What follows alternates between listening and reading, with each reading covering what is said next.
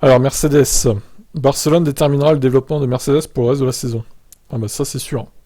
Donc tout ça, ces interviews, ça a été réalisé avant les essais libres, puisque vous savez maintenant que les trucs presse, c'est le vendredi matin, c'est plus le jeudi. Du coup, ça décale tout.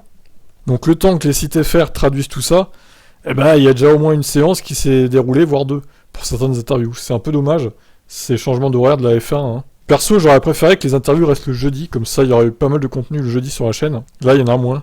Mais tout est regroupé le vendredi, c'est un peu chiant quoi. Donc, le pilote britannique Russell, je pense que ce week-end sera très important comme la plupart, mais Rome ne s'est pas construite en un jour et il faut du temps pour comprendre les problèmes qui nous affectent et développer des pièces à l'usine.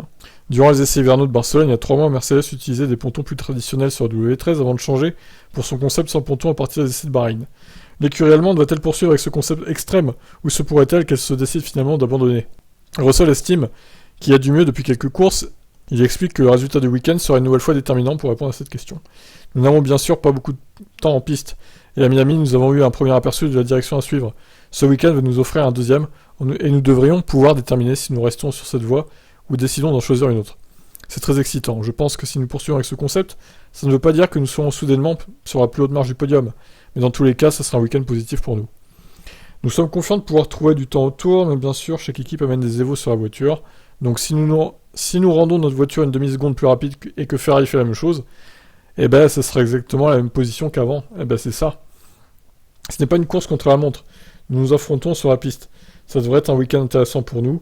Je m'attends à ce que nous actionnons un levier magique. Je m'attends pas, pardon, à ce que nous actionnons un levier magique qui nous fasse gagner. Et peut-être que nous trouvons des réponses qui nous permettront d'aller dans la bonne direction. Ok, alors Russell, par contre, il a beaucoup parlé, comme vous voyez. Par contre, Hamilton, il y a littéralement 6 lignes. Donc voilà. Je ne suis pas designer, je ne sais pas si notre concept est bon ou non. C'est différent de ce que les autres ont choisi, c'est unique. Et ce que nous voulons en tant qu'équipe, c'est toujours d'innover, de créer des concepts intéressants. Mais je pense que le week-end nous permettra de savoir si nous sommes sur la bonne route ou non. Si c'est pas le cas, nous prendrons une autre direction, mais ça ne veut pas dire qu'on devra repartir d'une feuille blanche. Oui, mais bon, ça serait quand même une perte de temps. Hein. Si vraiment ils repartent dans l'autre direction, c'est-à-dire les pontons normaux, ça aurait été une perte de temps pendant 5 courses en fait. Et ça sera irrattrapable pour cette saison en tout cas. Donc j'espère vraiment qu'ils vont dans la bonne voie et qu'ils ne se sont pas plantés avec leur absence de ponton là. Écoutez, on verra ce qu'ils décident. Pour l'instant, les EL1 se sont déroulés.